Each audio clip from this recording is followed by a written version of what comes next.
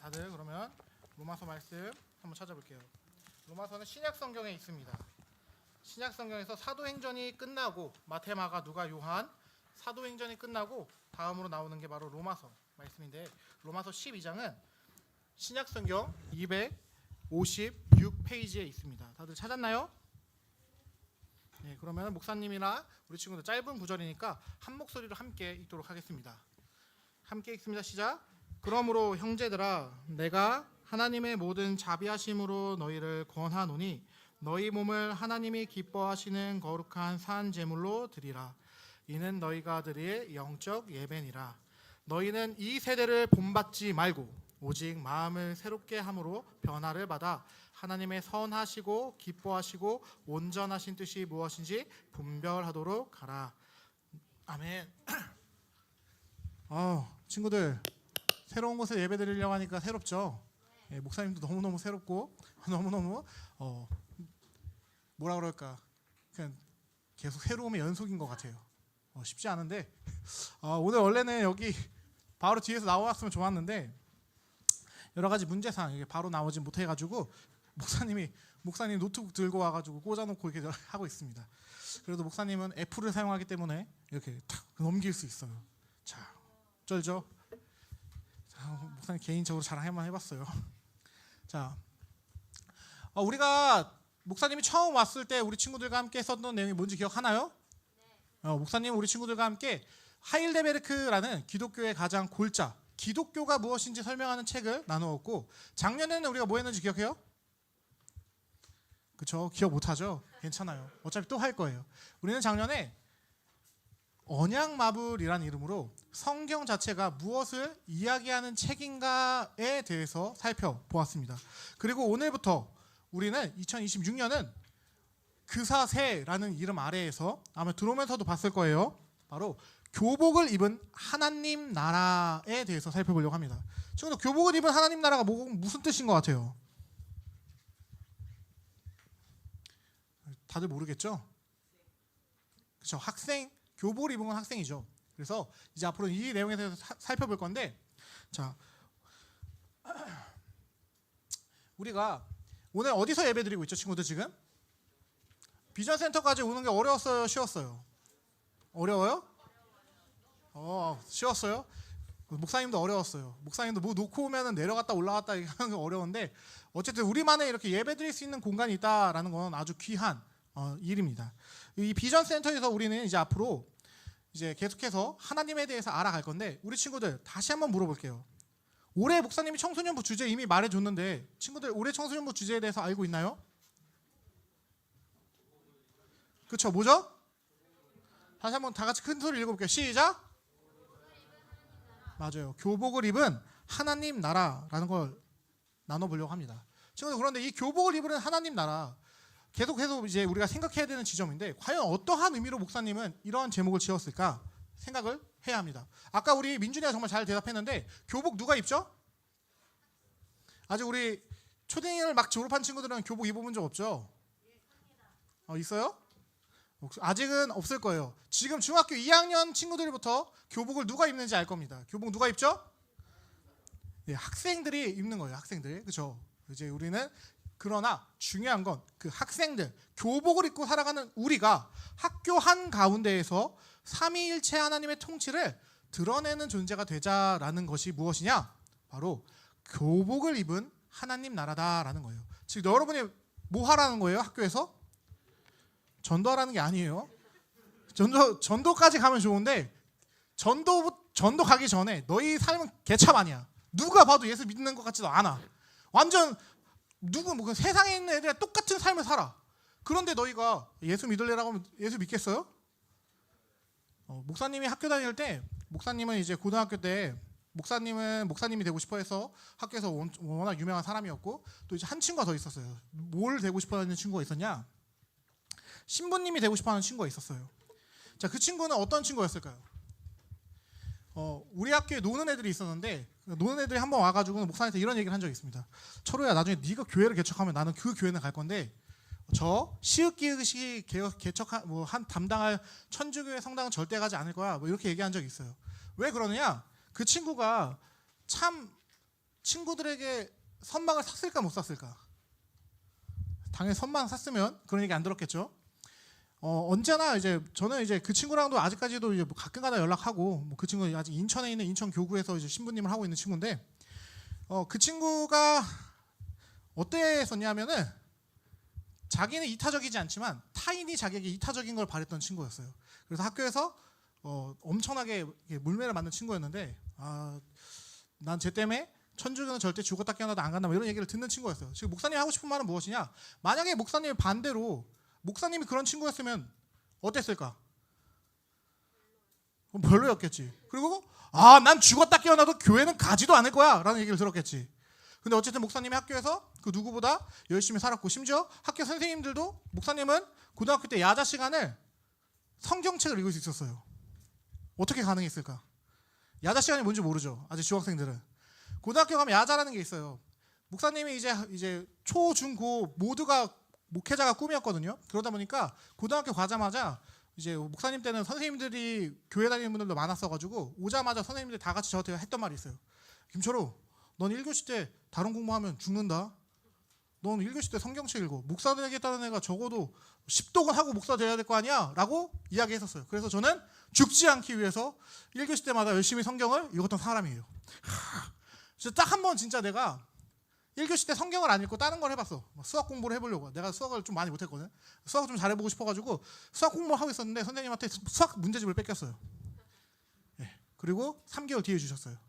그리고 저는 어저께는 1교시가 제일 시간이 길어요. 1시간 반 정도 하는데 1교시 때만 무조건 성경을 읽으라고 해서 우리 선생님들의 배려로 목사님은 그때 성경 2독을 했습니다. 물론 그때 읽었던 건 검은 건 글씨요, 하얀 건 배경이요 였지만 어쨌든 뭐 여러 가지 일들이 있었습니다. 목사님 하고 싶은 말은 무엇이냐? 너희가 살아가는 삶의 현장에서 예수 믿는 자다워야 한다라는 거예요. 왜일까? 교회는 기호가 아니에요. 교회는 생명이 달려있기 때문입니다. 우리 한번 계속해서 살펴볼 건데, 하나님 나라라는 것은 왕이신 그리스도께서 다스리시는 통치가 있는 곳을 말하는 거예요. 그리고 그 통치를 받는 백성은 그 통치에 걸맞게 살아가야 합니다. 그래서 오늘 본문 로마서 12장 1, 2절은 이런 말씀을 하고 있는 겁니다. 학교에서 하나님 나라를 살아라 라는 것을 정확하게 가르쳐주고 있다라는 거예요. 그러므로 형제들아, 내가 하나님의 모든 자비하심으로 너희에게 권하노니 너희의 몸을 산 제물로 드려라. 너희는 이 세대를 본받지 말고 변화를 받아라. 이거 못하면 교회 다니라는 거예요? 다니지 말라는 거예요? 바울은 11장까지 교리를 쫙 얘기한 다음에 실제적인 삶을 시작하면서 12장 1절부터 그 얘기를 하는 겁니다. 이렇게 살지 못할 거면 너희의 신앙을 돌아봐라 라고 이야기한다라는 거예요. 자, 그렇다면 왜 바울이 이렇게까지 강하게 얘기하는지 한번 살펴보려고 합니다. 자, 친구들, 로마서가 뭔지 아나요? 그렇죠. 로마에 쓰는 편지예요. 로마에 쓰는 편지가 뭐예요? 편지 뭔지 몰라요? 여러분 편지 안 써봤어요? 그렇죠. 이메일도 있고 카톡도 있고 한데 옛날에는 다 손으로 편지를 썼습니다. 자, 편지에 장절 구분해요? 소연이 남자친구한테 편지 쓸 때, 자, 디얼 남자친구 1장 1절 나는 소연이야 사랑해. 2절 너는 어느 고등학교를 다니고, 이런 식으로 편지를 써요? 아무도 편지 쓸 때 장절 구분하지 않아요. 자, 장절 구분은 사실 후대의 사람들이 성경을 이해하기 쉽게 만든 거예요. 원래 로마서에 그럼 장절 구분이 있을까요, 없을까요? 없어요. 그냥 1장부터 16장까지가 한 통으로 되어 있는 편지였다라는 겁니다. 로마에 있는 성도들에게 바울이 가르치고 싶은 것이 있었기 때문에 보낸 거였다라는 거예요. 그래서 오늘 성경도 보게 되면 그러므로로 시작하고 있습니다. 아까 말했지만 로마서는 1장부터 11장까지 기독교가 무엇인지 설명하는 교리를 담고 있습니다. 그리고 나서 12장부터 실제적인 삶으로 넘어가면서 그러므로라라는 이야기를 하고 있다라는 것은 무슨 말이냐?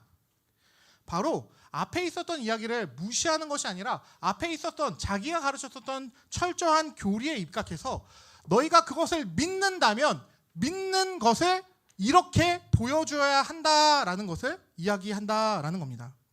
바울은 1장부터 11장까지 한 가지만 얘기합니다. 정말 많은 이야기를 하는 것 같지만 그걸 요약한다면 이런 이야기를 한다라는 거예요. 무슨 말이냐?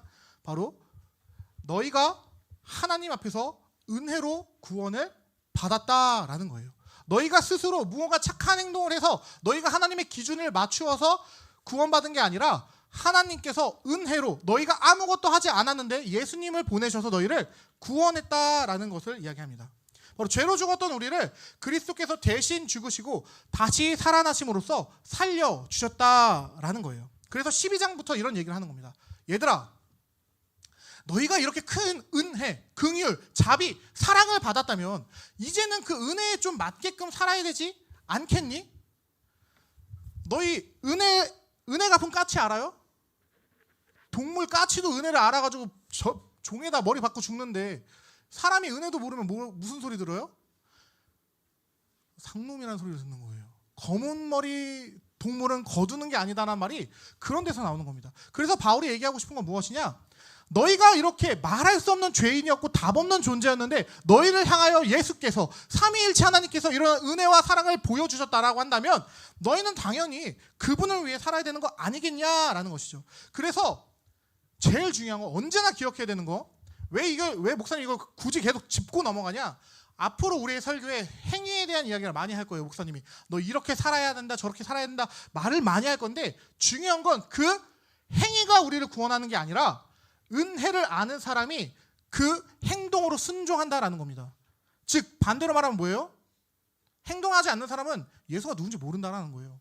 행동하지 않는 사람은 은혜 받지 않았다라는 거예요. 행동하지 않는 사람은 예수랑 전혀 관련 없이 살아간다라는 겁니다. 그래서 구원이 먼저고 그 다음이 변화가 나타난다라는 이야기를 하고 있는 게 바울이 로마서라는 편지에서 쓰고 있는 내용이다라는 겁니다. 그래서 이 신앙의 순서를 놓치면 어떻게 되냐? 무엇 해야 한다라는 도덕주의만 남게 된다라는 겁니다. 그러나 바울은 계속 말해요. 해야 한다가 아니라 이미 은혜 받았지. 그러면 그 은혜 받은 거에서 출발해야 돼 라는 이야기를 하고 있다라는 것이죠. 이것을 어디서 하냐? 당연히 성경이죠. 성경 66권 전체가 너희가 은혜 가운데서 구원받았고 그 은혜 안에서 나아가는 거야 라는 것을 가르치고 있다라는 겁니다. 자, 우리 한번 바울에 대해서 좀 더 생각을 해볼게요. 친구들 바울이 누군지 알아요? 주호야? 바울 누구야? 김바울, 폴킴이야 폴킴? 모든 날 모든 순간 막 너와 함께해. 얘야? 너희 참고로 폴이 한국말로 바울인 건 알지? 맞아요. 폴킴이 그 바울에서 자기 이름을 따온 거예요. 김바울 씨. 자, 어쨌든 바울은 성경 인물이 맞아요. 근데 그 성경 인물이 어떤 특징을 갖고 있어요? 원래부터 예수님 잘 믿었어요, 바울? 바울 막 예수만 나타나면 막 예수님 찬양 막 이러는 사람이었어요? 아니었죠. 바울 제일 처음에 어떤 사람이었어요? 예수 믿는 사람들 잡아 죽이는 사람이었어요. 예수 믿는, 특히 스데반을 죽일 때 제일 먼저 앞장서서 스데반에게 돌을 던지며 감히 하나님의 이름을 더럽힌다라고 하면서 예수쟁이들을 잡아 죽이던 사람이 바울이었습니다. 바울 영화에서 보면은 바울이 얼마나 사람들을 잔인하게 죽였는지까지 나와요. 막 능지처참을 하거나 막 목을 베거나 돌을 쳐서 머리를 터뜨리거나 그런 역할을 하던 게 바울이었습니다. 자, 이쯤에서 우리 친구들이 목사님의 말을 잘 들었는지 안 들었는지 알기 위해서 한번 인물을 한번 띄워보겠습니다. 자, 친구들, 이 사람 누군지 알아요? 사람 이름 물어본 거 아니에요. 이 역할 이름 물어본 거예요. 북한 장교 역할인데 이거 어디서 나왔죠? 신해학단에서 나왔어요. 이 사람이 보위부 뭐였지? 그 소자였어요. 뭐 하는 사람인지 알았어요? 뭐 하는 사람인지 알아요? 보위부는 예수쟁이들 잡아 죽이는 사람이에요. 따발총 세워놓고 따발총 따라라라 쏴가지고 막 총 맞고 죽으면 막 잘 죽었네 막 이러면서 막 예수쟁이 시체 막 던지고 막 이런 예수쟁이 잡아 죽이는 사람이 박시우가 맡았던 역할입니다. 그래서 영화 봤어요 안 봤어요? 목사님 보라고 그렇게 얘기했는데 내 카톡방을 확인하지 않는 아이들을 이제 발견하였습니다. 주여. 꼭 보세요. 이제 청주에서 개봉한다는데 우리 담임 목사님께서 나중에 영화 판권이 풀리면 교회에서 이게 사서 교회적으로 한번 개봉하자라는 이야기도 하셨는데 그때라도 좋으니까 꼭 한번 봤으면 좋겠습니다. 중요한 건 바울도 이 사람도 원래는 예수 믿는 사람이 아니었어요. 뭐 하는 사람이었어요? 예수 믿는 사람. 너희들 딱 좋아. 이날 여기 와서 바울이 뭐 하는 거야? 들어오자마자 저 맨 뒤에 있는 우리 재무 맞지? 재무의 목을 딱 쳐. 그리고 바로 이제 돌 집어가지고 우리 정훈이? 지훈이 머리에 헤드샷 해. 그 다음에 다 바로 뭐해? 채찍 들어가지고 다우리를 때려. 그리고 붙잡아 가가지고 한 명 한 명씩 죽이는 게 누구의 역할이었어요? 사도 바울의 역할이었어요. 근데 이 사람이 어떻게 돼요? 예수님을 만나요. 이게 무슨 장면이냐면 다메섹 도상이라는 장면이에요. 다메섹으로 가는 길 위에서 예수님이 바울에게 찾아옵니다. 바울아, 그때는 사울이었죠. 이때 히브리어 이름을 썼으니까. 바울은 참고로 이제 헬라어 이름이에요. 사울아, 네가 나를 왜 핍박하느냐라고 물어요. 사울이 깜짝 놀래요. 주님, 내가 언제 주님을 핍박했습니까? 저는 주님의 이름으로 예수쟁이들 잡아 죽였습니다. 저한테 왜 그러세요? 전 주님을 핍박한 적이 없습니다. 딱 주님이 뭐라고 하세요 그때? 나는 내가 핍박하는 예수니라라는 얘기를 해요. 그리고 눈이 멀고 아나니아를 만나서 눈이 다시 띄어지고 여러 가지 일을 경험한 다음에 바울은 예수 믿는 사람, 우리가 잘 알고 있는 사도 바울이 돼요. 자, 근데 친구들, 목사님이 겨우 이런 감정적인 얘기하려고 했던 게 아니라 중요한 지점을 생각해 보려고 합니다. 바울은 원래 엘리트 코스를 밟고 있던 사람이에요. 친구들 가장 가고 싶은 대학이 뭐예요? 무슨 대? 서울대. 무슨 대 가고 싶어요? 서울대. 다우리는? 서울대. 소연이? 서울대밖에 몰라? 그래, 서울대라 하자. 바울은 어떤 사람이었냐? 서울대 로스쿨의 최고 권위 학장의 수제자였어요. 오늘날로 말하면. 당시에 가말리엘이라는 사람에서 밑에서 배웠던 가장 엘리트였어요. 자, 그 말은 무슨 뜻이에요? 바울 졸업하면 뭐 해야 돼요? 그냥 가만히 있으면 검사 되고, 가만히 있으면 부장판사 된 다음에 가만히 있으면 법무부 장관도 되고, 그 상태로 대통령까지 갈 수 있는 사람이 누구였어요? 사도 바울이었어요. 당시에 가말리엘의 문화에 들어가려면 10년을 기다려도 들어가지 못하는 사람도 있었다고 해요. 당시에 세 명의 최고의 랍비가 있었는데 그 중에 한 명이 가말리엘이었어요. 자, 그럼 바울 예수 믿는 게 나아요? 가말리엘 밑에 있는 게 나아요? 아직 예수 믿는다면 어떻게 되는지 몰라서 그렇지. 가말리엘 밑에 있었으면 우리 바울은 갖고 싶은 집 갖고, 타고 싶은 차 타고, 하고 싶은 거 다 하면 살 수 있었어요. 근데 우리 바울 형님이 예수 믿고 난 다음에 모든 게 바뀌어요. 어떻게 바뀌어요? 자, 우리 한번 말씀 읽어볼게요. 시작.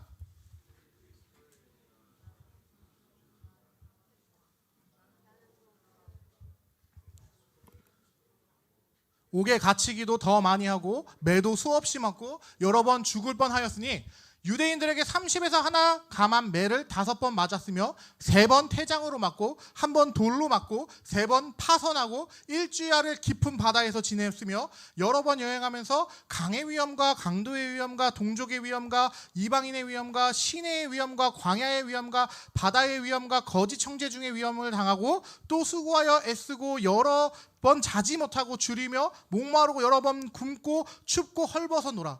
이 외의 일은 고사하고 아직도 날마다 내 속에 눌리는 일이 있으니 곧 모든 교회를 위하여 염려하는 것이라. 자, 예수 믿고 나서 바울의 인생이 더 잘 됐어요? 야, 예수 믿은 다음에 제일 먼저 간 게 감옥이에요. 그 다음에 매를 수없이 맞아요. 그 매 맞다가 실제로 한번 죽은 줄 알고 사람들이 시체 덤에 버린 적이 있어요. 근데 갑자기 성령님의 역사로 일어나가지고 옷 털고 집 간 적이 한 번 있고요. 그 다음에 40에서 하나 감한 외가 무슨 말인지 알아요?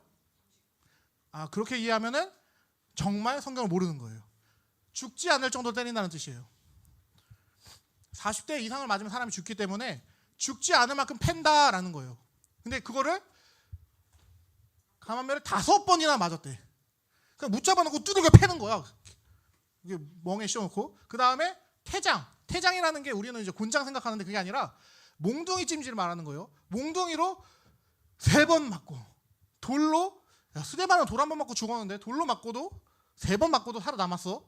파선이 뭔지 알아요? 배가 박살나는 거예요. 배가 박살나서 일주일 넘게 바다에서 살려주세요를 했고, 여러 번 여행하면서 다양한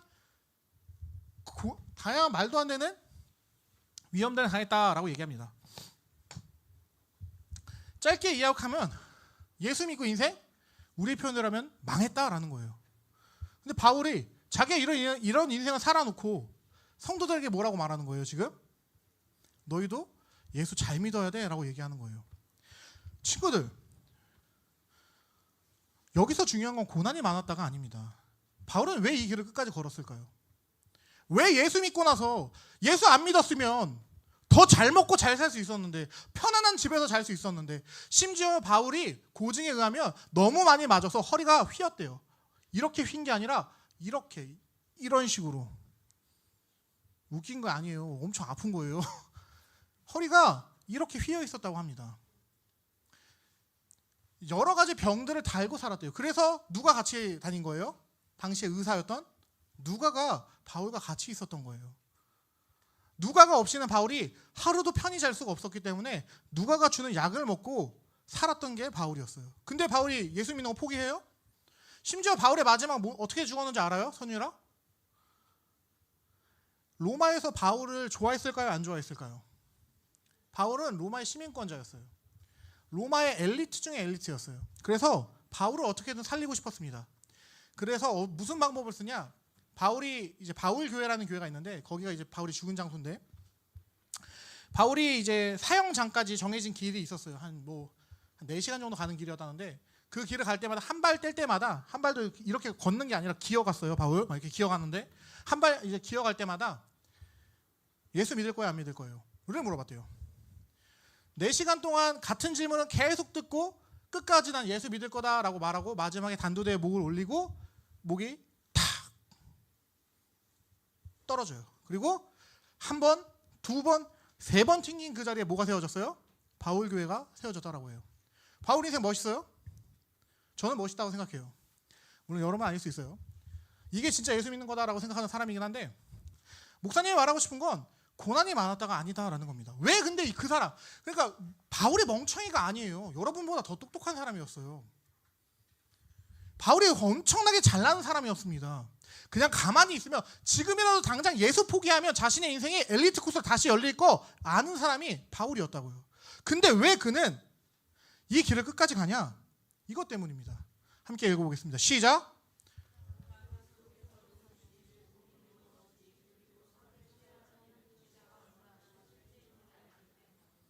네, 바울은 예수가 누군지 알았어요.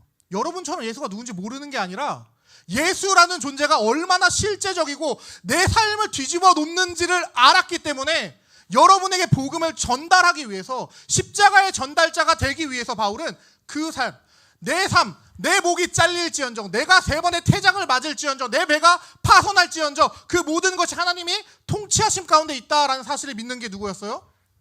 바울이었던 거예요. 자신의 인생에 단 한순간도 우연은 없고 모든 것이 선하신 하나님의 다스리심이다 라고 믿고 나간 사람이 바울이었다는 겁니다. 그래서 바울이 우리에게 이걸 요청하는 겁니다.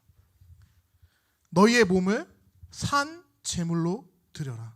이게 무슨 말이냐? 여러분 보고 지금 당장 무슨 재단에 올라가서 여러분 불태우라는 뜻이 아니에요.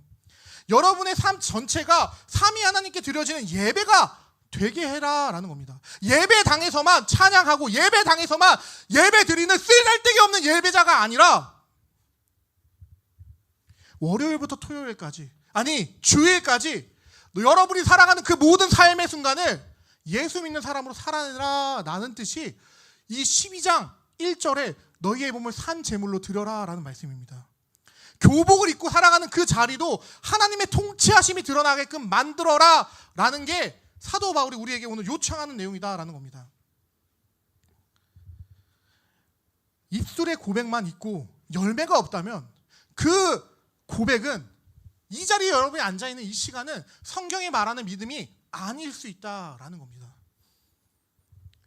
계속 말씀드려요, 목사님은 여러분에게. 우리의 행위가 우리를 구원하는 건 아닙니다. 우리는 은혜로만 구원받습니다. 그러나 믿음, 참 믿음은, 열매 맺는 믿음은 내가 은혜 받았다는 것을 알기 때문에 가지가 참 포도나무에 붙어있다면 열매를 맺는다라고 말씀하신 예수님의 말씀처럼 여러분의 삶 가운데 여러분이 교복을 입고 있든 잠옷을 입고 있든 코스프레를 하고 있든 뭘 하고 있든 상관없이 여러분의 삶에서 누가 봐도 예수의 향기가 나고 예수의 흔적이 드러나는 사람이어야 한다라는 겁니다. 그래서 바울이 다른 서신에서 그렇게 자주 이렇게 말한 겁니다. 나를 본받아라. 너희가 예수님 따라가기 너무너무 힘들다면 같은 사람인 심지어 예수쟁이를 죽이던 나를 본받아라. 나도 이렇게 변화돼서 나도 예수 위해서 살아간다. 나 같은 놈도 하는데 왜? 너 예수 믿는 사람 죽인 사람 손 들어보세요. 예수 믿는 사람의 목을 졸라서 내가 그 사람의 숨을 거둔 적 있다. 예수 믿는 사람 너무 싫어서 돌 던져가지고 뒤통수를 깨본 적 있다. 없잖아요. 바울은 그것보다 더 심한 행동을 했다고요. 바울이 죽인 사람만 수백 명이 넘어요. 그런데 그런 그도 예수의 은혜를 깨달아서 예수를 위해 살아가는데 왜 여러분이 못합니까? 그래서 바울이 말하는 겁니다. 나를 본받아라. 이 말은 바울이 내가 잘났다라고 말하는 게 아닙니다. 내가 그리스도를 붙들고 가는 것처럼 너희도 그리스도를 붙들어라. 그리스도만을 의지해라 라고 말하는 겁니다. 바울이 변한 건 바울이 나 오늘부터 예수 믿는 사람으로 살아야지, 열심히 해야지 라고 해서 변한 게 아닙니다. 그리스도께서 그 안에 임재하셨기 때문에, 그리스도께서 그를 붙잡아 하셨기 때문에 그를 변화시켰다라는 겁니다. 그래서 우리는 반드시 기억해야 합니다. 하나님 나라라는 것은, 우리가 추구하고 나아가려고 하는 하나님 나라라는 것은 어떠한 건물이나 어떠한 장소가 아니에요. 하나님 나라는 왕이시 그리스도께서 통치하시는 그곳이 바로 하나님의 나라입니다. 그리고 그 통치 안에 있는 사람들이 살아가는 삶이 하나님 나라다라는 겁니다. 그래서 예수님께서 그렇게 말씀하신 겁니다. 바리새인들이 예수님께 와서 물어봐요. 예수님, 하나님 나라 어디 있습니까? 하나님 나라가 어디 있는지 좀 알려주세요. 하나님 나라가 뭔지 좀 보여주세요 라고 하는데 예수님이 뭐라 하시냐? 하나님 나라는 여기 있다 저기 있다, 이 건물이다 저것이다 라고 할 수 없다. 오히려 이렇게 말씀하시죠. 그 바리새인들을 향해서 하나님 나라는 너희 가운데 있다. 바리새인들은 예수님 안 믿었어요. 그럼 어떻게 바리새인들 안에 하나님 나라가 있을 수 있어요? 바로 그들 중앙에서 얘기하시는 예수 그리스도가 하나님 나라다라는 것을 이야기하신 겁니다. 그러니까 목사님이 하고 싶은 말은 무엇이냐? 우리의 왕이신 그리스도를 가까이 해야 한다는 겁니다. 여러분이 삶을 살아가는 그 모든 순간에 예수 믿는 사람으로서 살아가고자 한다라고 한다면, 살아내야 한다라고 한다면 무엇을 해야 하는 것이냐? 여러분의 힘으로 무언가를 변화시키려고 하는 게 아니라 믿음의 주요 온전케 하시는 예수를 바라보고 생각해야 한다라는 겁니다. 그래서 바울이 이 얘기를 한 거예요. 우리 말씀 함께 읽어보겠습니다. 시작. 이 세대를 본받지 말고 마음을 새롭게 함으로 변화를 받아 삼위일체 하나님의 뜻이 무엇인지 분별하도록 되라. 여러분은 이 세상을 살아가는 사람들이 아닙니다. 그리스도인으로서 이 세상을 변화시켜 나아가는 사람들이에요. 여러분은, 예수님이 왜 여러분을 향해서 세상의 소금이요 빛이라고 하셨냐? 여러분이 그 안에서 소금의 맛을 내고 그리스도인으로서 빛을 드러내야 하기 때문에, 이 세상을 변화시켜야 하기 때문에 그렇게 말씀하신다라는 겁니다. 우리는 잘 기억해야 합니다. 우리는 본받을 걸 본받고 본받지 말아야 할 것은 본받지 말아야 합니다. 이 말이 본받지 말라라는 것이 무슨 목사님이 여러분 친구들이랑 가서 절교해라, 세상에 있는 사람들이랑 담쌓아라 라고 이야기하는 게 아닙니다. 세상의 가치관을 따라 살지 말라는 거예요. 세상이 뭐라고 하든 무엇이 유행하든 다들 그렇게 하잖아 라고 하면서 세상 원래 그렇게 사는 거야 라는 그런 세상적인 마인드에서 벗어나서 예수님이라면 어떻게 하셨을까? 예수님이라면 무엇을 원하실까를 고민하면서 살아가라 라는 겁니다. 여러분이 이 세상을 본받지 않아야 합니다. 여러분이 이 세상을 변화시켜야 하는 사람들이다 라는 겁니다. 그래서 목사님은 이번 주제를 이렇게 잡은 겁니다. 교복을 입은 하나님 나라. 여러분 스스로가 예수 믿는 사람으로서 예수 그리스도를 드러내는, 어디에 있든지 예수의 그 뜨거운 심장으로 살아내는 사람이 되기를 원한다라는 겁니다. 이게 잘 생각해야 돼요. 목사님이 무슨 학교를 교회로 만들라라는 이야기를 하는 게 아니에요. 학교 안에서 다른 사람인 것을 보여주라는 겁니다.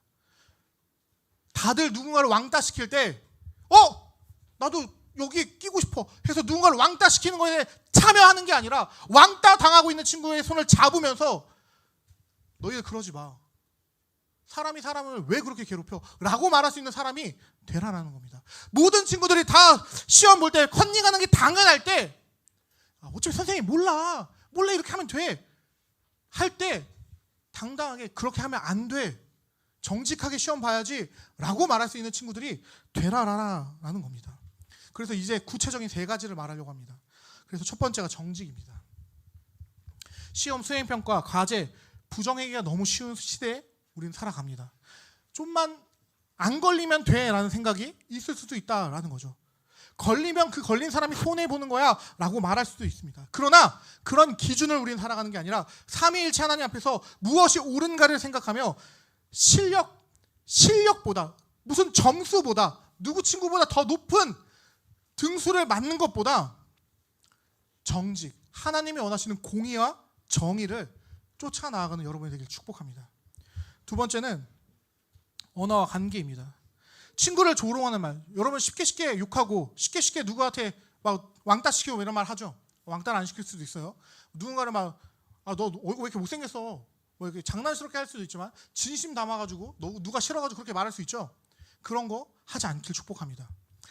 뒤에서 돌려가는 말, 단톡방에서 누구를 몰아가는 말, 이 시대의 공기처럼 퍼져 있는 너무나도 당연한 그러한 행동들을 오늘의 말씀이 말하는 것처럼 이 시대를 본받지 않는 것으로 변화를 시키길 원합니다. 무엇을 변화시키길 원하냐? 사람을 살리는 말로 여러분이 변화시키길 간절히 축복합니다.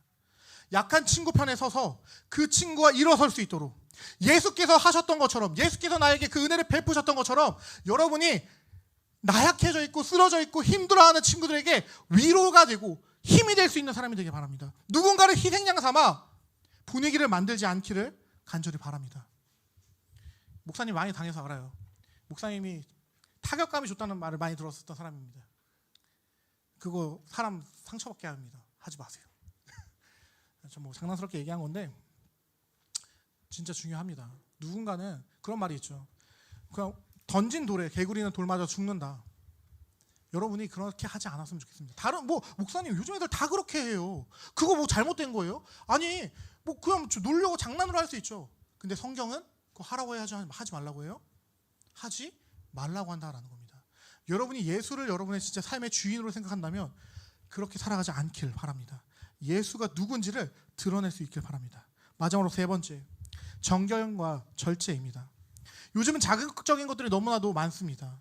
유튜브, 그다음에 이상한 사이트, 농담, 밈, 심지어 쇼츠 너무나도 많아요. 목사님도 가끔가다는 잠자려고 누웠는데 그냥 우연치 않게 유튜브 쇼츠를 보거나 인스타 쇼츠를 보면은 한두 시간 훅 지나갈 때가 있습니다. 그러나 그렇게 나를 구미가 담기게 하는 자극적인 것으로부터 자유해지길 바랍니다. 하고 싶은 대로 하는 자유가 아니라 그리스도 안에서 죄를 거절할 자유를 가진 사람으로서 살아내길 간절히 바랍니다. 난 못 참아가 아니라 그리스도께서 나를 붙드신다라는 것을 배워나가길 바랍니다. 분명 쉽지 않을 겁니다. 그래서 로마서 12장 2절은 마음을 새롭게 해라라고 이야기하고 있습니다. 우리의 힘으로 안 된다라는 걸 인정하며 성령님의 도움을 구해야 한다라는 겁니다. 여러분의 생각과 행동을 말씀과 기도로 변화시키길 간절히 소망합니다. 그리고 변화는 하루아침에 완성되지 않습니다. 만약에 성화가 내가 마음을 먹었다가 바로 된다라고 한다면 내가 제일 좋았을 것 같아요. 저도 성화의 과정을 걷고 있는 사람입니다. 여러분도 그리스도 안에서 내 생각을 주장하는 게 아니라 성경의 생각을 주장하는 여러분이 되기를 간절히 축복드립니다. 이제 말씀을 맺으려고 합니다. 우리는 성경적으로 예수를 믿어야 하는 사람들입니다. 사랑하는 우리 청소년부 친구들이 올해의 주제를 그냥 김철호 목사가 정했나 보다, 그냥 좀 있어 보이게 만들었네, 이 정도가 아니라 정말 실제로 여러분의 삶의 방향이 되었으면 좋겠습니다. 삼위일체 하나님께서 우리에게 긍휼을 베푸셨습니다. 그리스도께서 우리를 위해 자신을 주셨습니다. 그러므로 우리는 이제 우리의 삶을 나의 주인께 드려야 합니다. 여러분 예수님을 뭐라고 고백하시나요? 주님이라고 고백하지 않나요? 우리가 그분을 주님이라고 고백한다는 것은 무슨 말이냐? 그분이 나의 주인이다라는 거예요. 그분이 나의 주인이면 난 뭐예요? 노예인 겁니다. 우리는 예수의 노예다라는 것을 기억하길 바랍니다. 성경은 이렇게 말하면 여러분 충격받을까봐 종이라는 표현을 쓰긴 했는데 사실 원문은 둘로스, 그 종이다라는 표현의 원문은 가치 없는 존재, 노예를 이야기합니다. 우리는 그리스도 안에서 자기가 노예였다라는 거, 그리고 그리스도만이 나의 주인이다라는 사실을 기억하며 예배당에서만 아니라 오늘 이 자리에 잠깐 앉아있는 1시간 예배 드리는 것으로 나 오늘 예수 믿는 거 행복 다 했어 라고 끝내는 게 아니라 여러분이 있는 그 교복을 입은 학교와 학원과 집에서 예수 믿는 사람으로 살아내길 바랍니다. 학교가 당장 완벽해지지 않을 수도 있고 변하지 않을 수도 있습니다. 심지어 여러분이 하는 것들을 사람들은 비난하고 비판할 거예요. 너 왜 그래? 저 안 그랬는데. 저 이상해졌어. 혼자 거룩한 척해. 혼자 다른 척해. 이런 얘기할 수 있습니다. 그런 말에 흔들리지 않길 바랍니다. 그런 이야기가 있을 때 더더욱 당당히 그리스도를 의지하여 그 앞에 나아가는 여러분이 되기를 간절히 축복합니다. 우리는 교복을 입은 하나님 나라입니다. 여러분이 살아가는 그 학교의 교실과 복도와 그리고 모든 그 학업의 순간들이 예수 그리스도를 예배하는 순간이 되길 간절히 소망합니다. 그리고 한 주간 이렇게 기도했으면 좋겠습니다. 삼위일체 하나님, 제 마음을 새롭게 해 주십시오. 이 세대를 따라가지 않게 해 주십시오. 학교에서 제가 왕의 백성답게 살게 해 주십시오 라고 이번 주 한 주간 여러분이 기도하며 학교를 여러분이 하나님의 나라로 만들어가는 여러분이 되기를 간절히 축원드립니다. 여러분이 교복을 입고 들어간 그곳에서 삼위 하나님의 통치가 온전히 임하는 그날까지 우리는 계속 함께 말씀으로 나아갈 것입니다. 그럼 목사님이 말씀 기억하면서 기도하도록 하겠습니다.